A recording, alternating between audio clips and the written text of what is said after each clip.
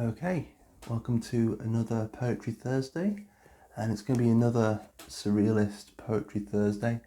Yeah, like last time, I'm going to be reading two poems from this little penguin volume of Surrealist poetry in English.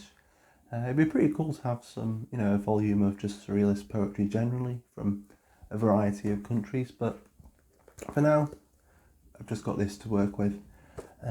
So I've got two poems for you today, and the first one is by Edward Ruditi, and it's called Hand. Hand. Clouds darken the plain. From all sides, the mountains of the horizon move forward.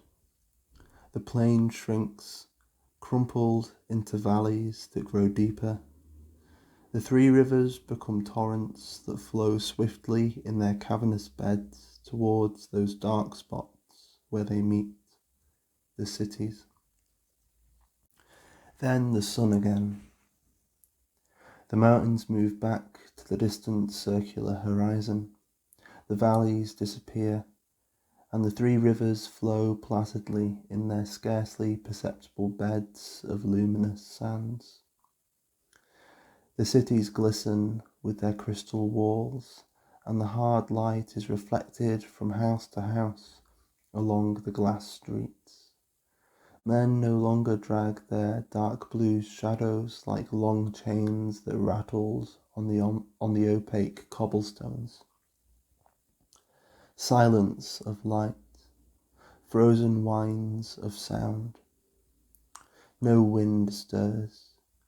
Sleepily coiled around the towers there are transparent stems bearing white flowers of clouds which float, vehicles for our pure thoughts, like water lilies on the surface of a stream, until they fade into the blue depth of space.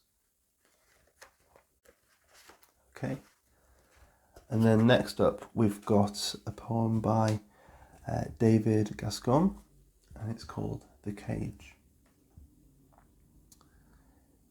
The Cage.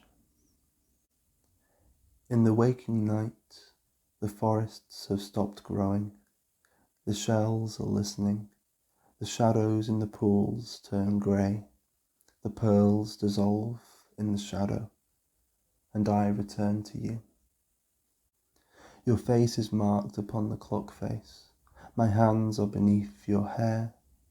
And if the time you mark sets free the birds, and if they fly away towards the forest, the hour will no longer be ours. Ours is the ornate birdcage, the brimming cup of water, the preface to the book, and all the clocks are ticking, all the dark rooms are moving, all the air's nerves are bare. Once flown, the feathered hour will not return, and I shall have gone away. So there we go. There are two Surrealist poems for today. That one feels like a nice Surrealist love poem, which you don't really get that often, I don't think.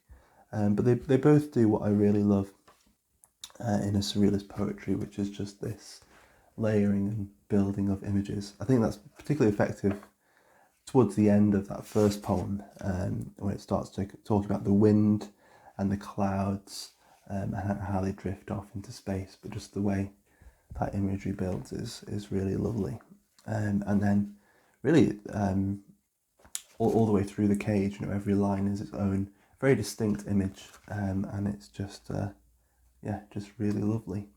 So there we go. That's today's Poetry Thursday, and a nice return for some Surrealist stuff. And maybe this isn't the last we've seen of this little volume. I might dig it out again.